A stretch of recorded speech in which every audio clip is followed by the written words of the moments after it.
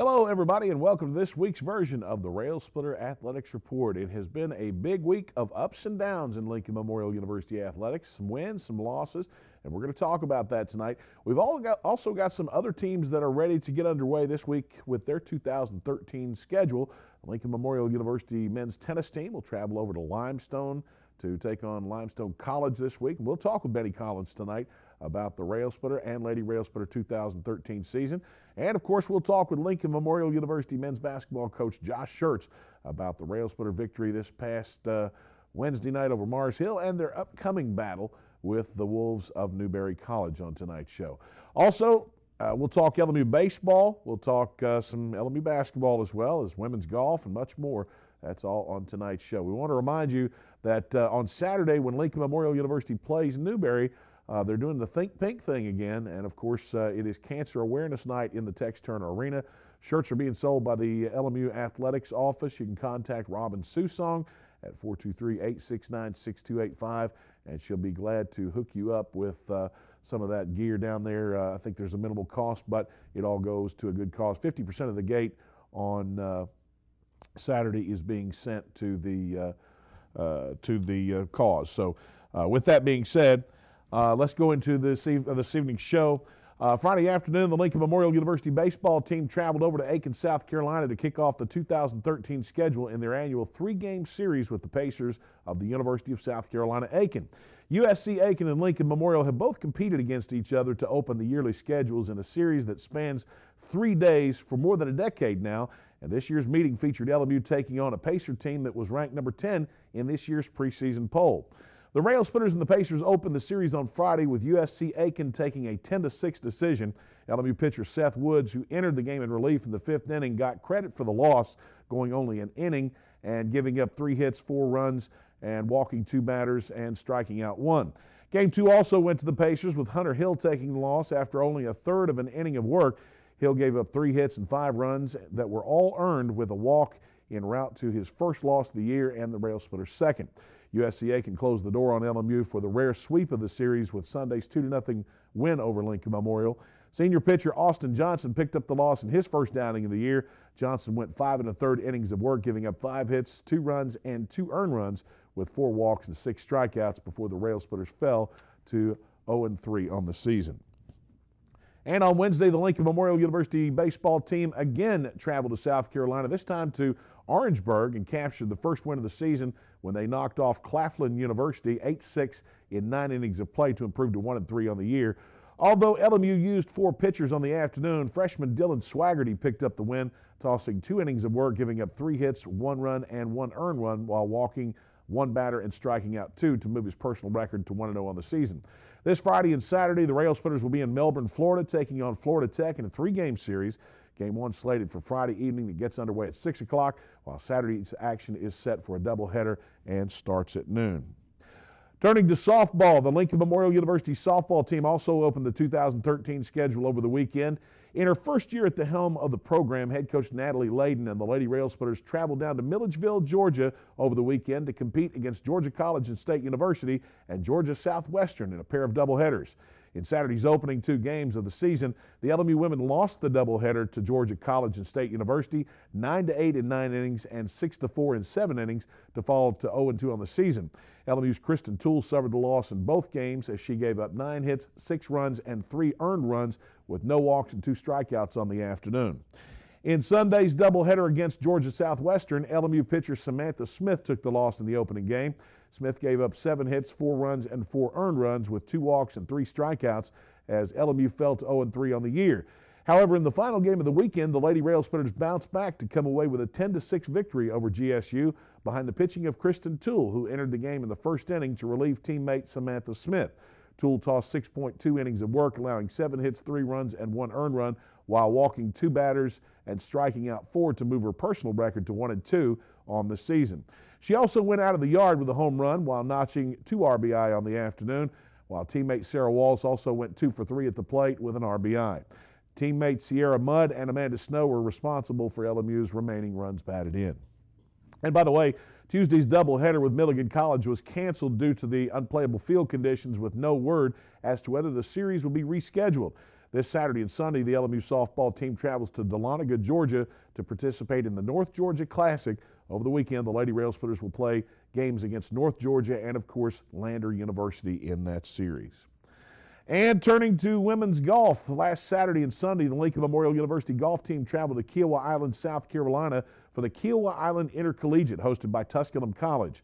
The event signified the Lady Railsplitters' 2013 season opener, and although LMU finished 13th among the field of 18 teams participating, the Lady Railsplitters were third among South Atlantic Conference teams playing in the event. Newberry and Wingate finished 9th and 11th respectively with tournament scores of 634 and 642, while the Lady Railsplitters turned in rounds of 327 and 320 for a two-day total 647. The LMU women's golf team is now gearing up for the Pioneer Classic to be played at the Nolichucky Golf Course in Greenville, Tennessee, February 16th and 17th. And turning to basketball.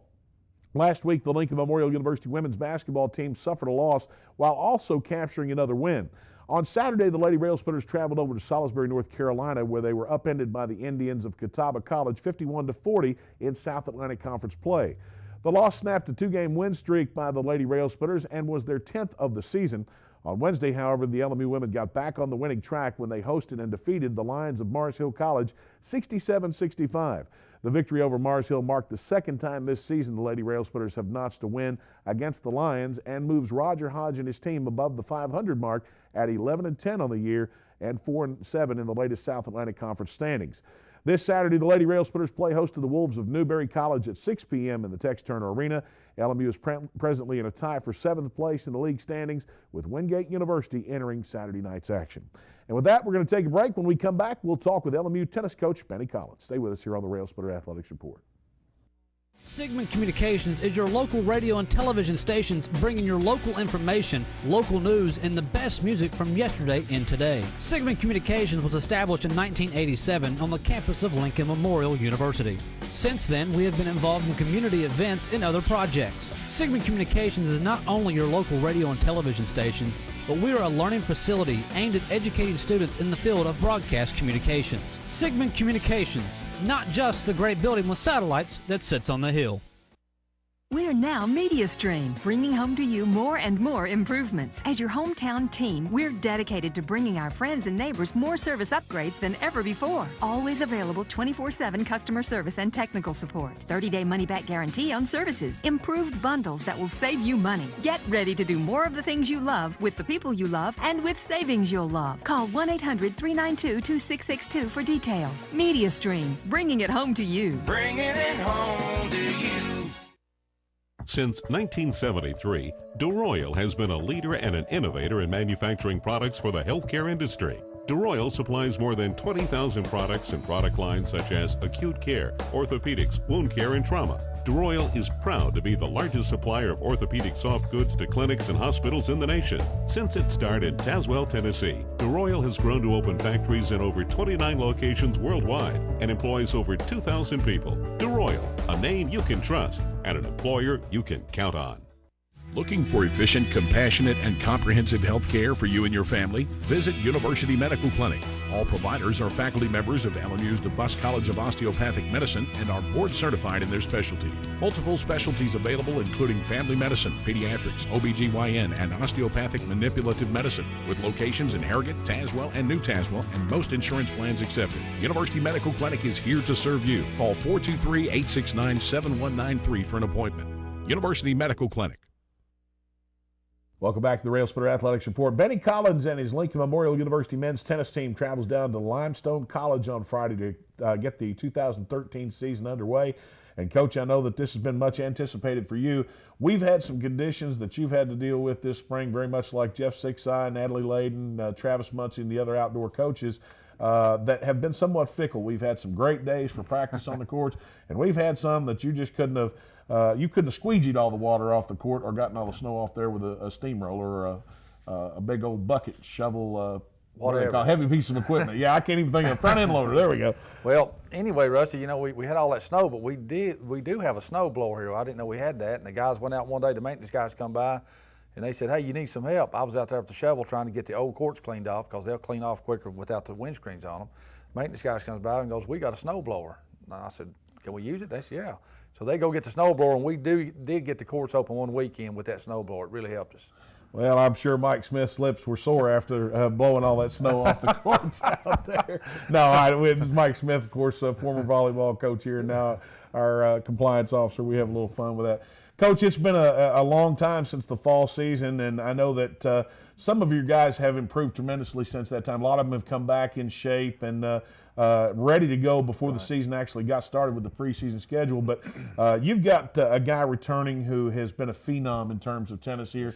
Philip Hoffman, I don't know, you call him the Hoffenator. The Hoffenator. I call him the Dragon Slayer, but nonetheless a great player either way. And he's it's hard to believe he's entering his final year here at Lincoln Memorial. You know, he's going to be really tough to replace. I mean, Philip has done nothing but perform for 4 years at this school. He's 55-3 at number one singles, and that's saying a whole lot. I mean, 55-3 over 3 years. Can you imagine? That's tough. Just unbelievable to do. You know, these coaches, we play a new team, they say, my number one is really good. And I go, well, he better be. That's all I can tell you. He's got to be. He's got to be. Coach, your women's team obviously has some new additions as well. You added a young lady from I think from the USSR, from the Russia area, right, sometime back, and this will be her first season of eligibility in terms of the actual real season, and she's a player. She's a player. Elena comes in with a big game, big serve, total package. I mean, she's deadly from anywhere on the court. She can hit a winner from anywhere, and she will be a terror to the other teams for sure.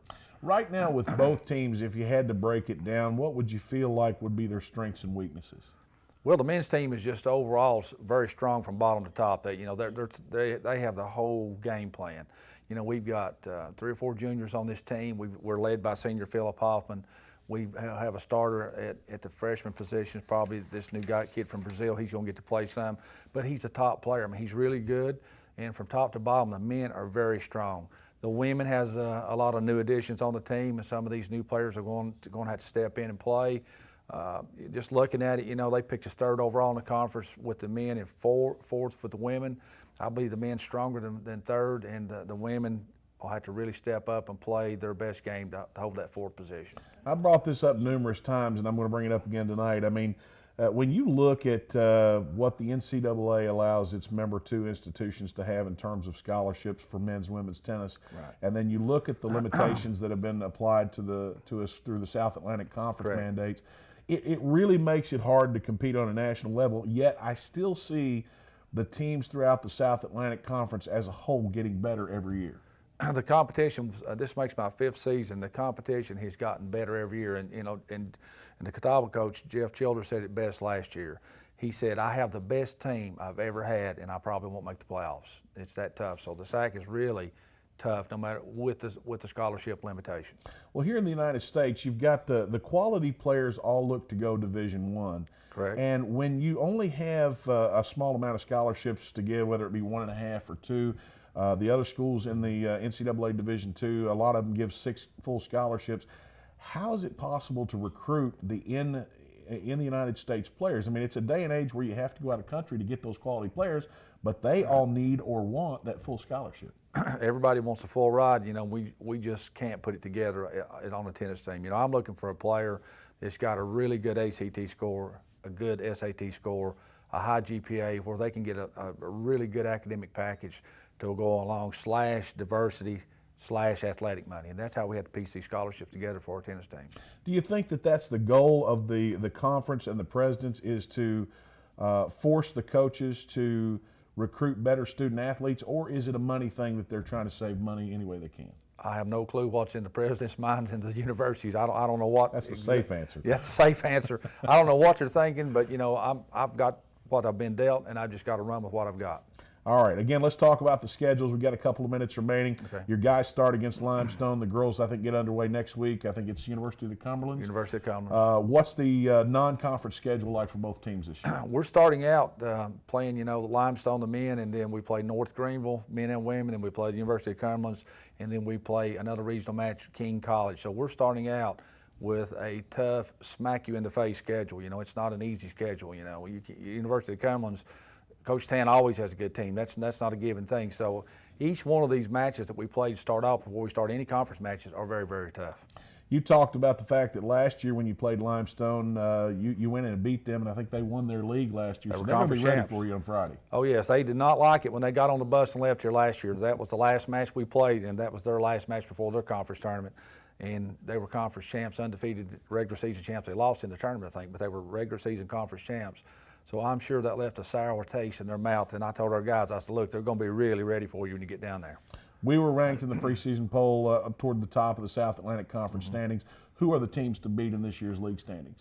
Same as it was last year. Wingate and Anderson is the two teams you got to beat. That's the teams you have to take out. And, you know, on the men's side, I'm looking at Newberry to really come in there strong. And, you know, and Tusculum's men's good. You know, everybody's pretty tough.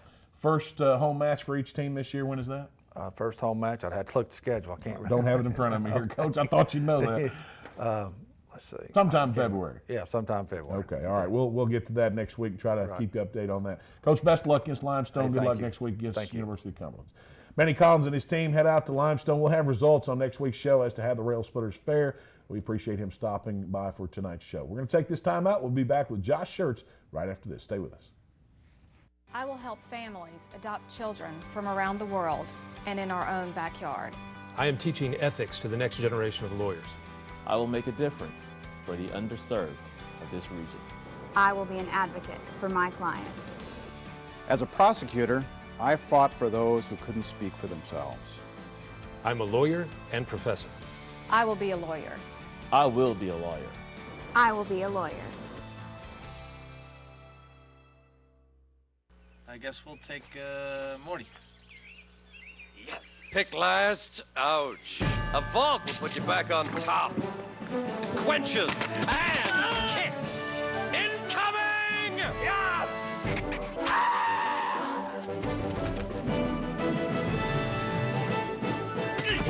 You're a super soda mercenary.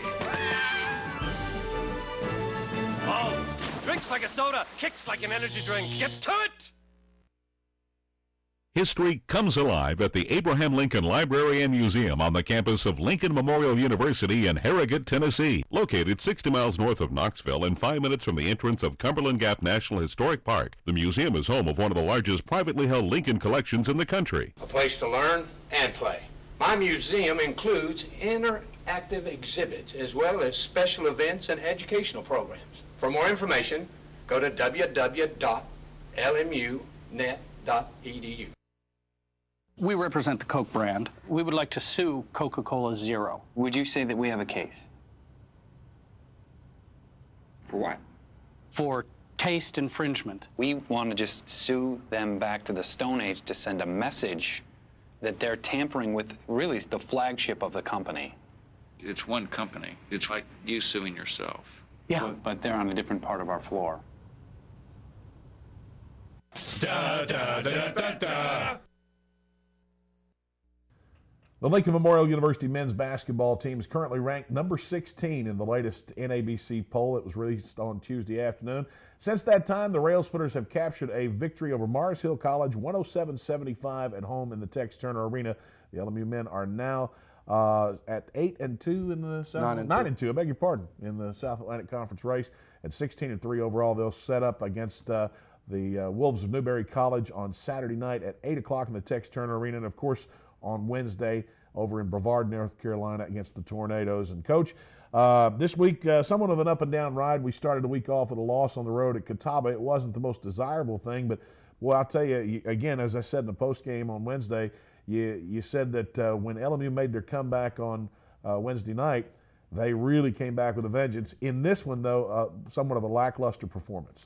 Yeah, we came out flat. Weren't ready to play, and that was a very tough, aggressive team from Catawba playing a really soft team in LMU, and a better team won. We deserved what we got, and hopefully, losing is not devastating if you learn from it. And the hope from our standpoint is that guys got humbled and understand that they can be beat if they don't play well and that we're not focused. And you know, obviously, you know, if that was what came out of it, then it's a loss worth having. If we don't learn from it, then obviously there was, you know, it was for naught. But I thought we were better on, you know, on Wednesday than we were on Saturday. Obviously, much better. Well, if you do learn from it, you move on, and I thought that's exactly what we did on Wednesday night when we hosted Mars Hill. Of course, LMU came out probably about as hot as I've seen them all year long, and boy, they were just led from the perimeter in, and Cam Carden was leading the charge. He saw his first minutes since suffering that practice injury a couple of weeks ago, and he came out on fire, hitting, I think, his first 6 3-pointers and finished with 22 on the night. I'm going to sit him out a week all the time now if he's going to shoot the ball like that. No, I mean, you know, Cam was great for us. You know, he's a guy that, you know, is one of our best players, and you know, you're never as good if you don't have your best players out there. And you know, I thought he stretched the floor, does some good things for us, and shot the ball unbelievably well. I think he was 6 for 6 in the first half from the 3-point line, or 6 for 7, I guess. But just did a remarkable job for us. And there's a lot of good things in the first half against Mars Hill. Lorenzo Ross, I thought, played with great pace. I think we got up in the passing lanes and allowed we played with some pace on both ends of the floor, and that was dictated by our defense. You know, I mean, I think we stole the ball 13 times, and I think it was like 10 or 9 in the first half. So was proud of a lot of things there. Actually, the baskets we had the most trouble with, I think, in the first half, we were 10 for 11 from 3. And we were 0 for 2 on one-on-none fast breaks because Zoe missed a dunk and Vinny missed a layup that were one-on-none. So we actually, normally, you know, you figure one-on-none's the easiest basket in the game, and for us it was not. It was one of those games, though, that LMU fans enjoyed watching for a long time until it just got so inflated that people said, hey, this one's not even close. Coach, your team now, as we said, is 16-3 on the year. You're still in a three-way tie for first place with Wingate and Anderson. Now, there's some teams that'll kind of sort its way out a little bit because teams have to go to other places and play.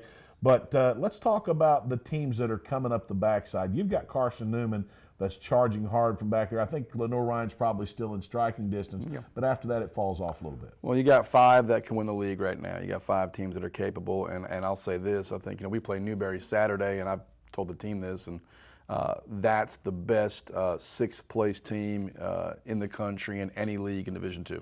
And I don't, you know, I'm not blowing smoke. I mean, that's legitimate there. You know, I told our guys, you know, I think sometimes our record's a lot better than what we played. For them, their record's probably a lot worse than what they played. I think that 4 of their 6 losses have been in overtime. So, but Carson Newman's 8-3. There's a 3-way tie. Us, Wingate Anderson 9-2, and then Lenore Ryan at 7-4. Those are the 5 teams in play with 7 games to go. But like you said, it'll all sort itself out here over the next 3 weeks as everybody plays each other again down the stretch, and who can kind of come away with what, you know, with what will dictate, you know, who, you know, who's getting a ring here in the next 3 weeks, 3.5 weeks. Let's go back for just a minute. I want to talk about a particular play that took place against Mars Hill on Wednesday night. We've played solid defense. We rebounded pretty well. But this particular play is probably one of the most comical and amusing plays that I've seen in a long time. It's on a rebound here, and Mars Hill goes to the corner to grab the board. There you see Cam Carden contesting. And Mars Hill, of course, gets the rebound. Unfortunately, we can't run that one back, but a very comical play nonetheless, and probably one of the funnier plays that I've seen. Coach, this weekend, though, despite the fact that that one was funny and we played well on Wednesday night, we've got to move on as we would if we had lost. And we're going to take on a Newberry team that you've already elaborated on the fact that you've got a great deal of respect for them. They're a great 6th place team right now. But they're one that has played some teams very close, and quite frankly, they played us close down at their place. I mean, overtime loss to us, 2 overtime losses to Anderson. I mean, last night, I mean, it's just been unbelievable. I mean, they're 5-6 in the league and could easily be in first place tie at 9-2. I mean, like I said, 4 of their 6 losses have come in overtime in the conference, and you know, so they're knocking on the door. They've got a great backcourt, and Dondre Walker, Quayshawn Hawkins. They shoot the 3, play unbelievable pressure defense. It's probably one of the more physical, grueling games, both from a physical standpoint and mental standpoint, because they put so much pressure on you on the defensive end of the floor in terms of you know how hard they drive the ball and those things. And then obviously when you're on offense, they're pressing you and trapping you, and you're going to have to, our guards have to play better, have to handle the ball and pass the ball and do a good job attacking them and do a good job in transition defense to come away on Saturday with a win. Before we talk with you again, you will also travel to Brevard, and I know there's business to be taken care of before then, but Brevard is also a team that has shown that they are dangerous and they can compete with the best teams in the league. Well, you look at Brevard; they're another team that's much better than their record indicate. They've lost, I think, 10 in a row. But you look at it, Carson Newman overtime, Tusculum by 2. They've just been right knocking on the door, 1 point, 2 point overtime. Just haven't broken through yet. And a lot of times, as we've talked about, the difference between being first and sixth is your ability to win close games, and that's the difference in the season. So obviously going to be a very tough test down there as well, always a tough place to play. Coach, best of luck Saturday against Newberry and, of course, against Brevard on Wednesday. Thanks, Russ. Railsplitters looking to move hopefully to 18-3 after the week. We'll take this time out and we'll be back. This is the Lincoln Memorial University Sports Network. Nestled at the foot of the Cumberland Gap, Lincoln Memorial University honors the vision and spirit of Abraham Lincoln. Lincoln's values are perfectly in sync with the modern educational experience at LMU. Our students find personal attention is a way of life and a way to success. If Lincoln Memorial University fits your vision of college, visit our website at lmunet.edu for more information. Sigmund Communications is your local radio and television stations bringing your local information, local news, and the best music from yesterday and today. Sigmund Communications was established in 1987 on the campus of Lincoln Memorial University. Since then, we have been involved in community events and other projects. Sigmund Communications is not only your local radio and television stations, but we are a learning facility aimed at educating students in the field of broadcast communications. Sigmund Communications, not just the great building with satellites that sits on the hill. We're now MediaStream, bringing home to you more and more improvements. As your hometown team, we're dedicated to bringing our friends and neighbors more service upgrades than ever before. Always available 24/7 customer service and technical support. 30-day money-back guarantee on services. Improved bundles that will save you money. Get ready to do more of the things you love with the people you love and with savings you'll love. Call 1-800-392-2662 for details. MediaStream, bringing it home to you. Bringing it home to you.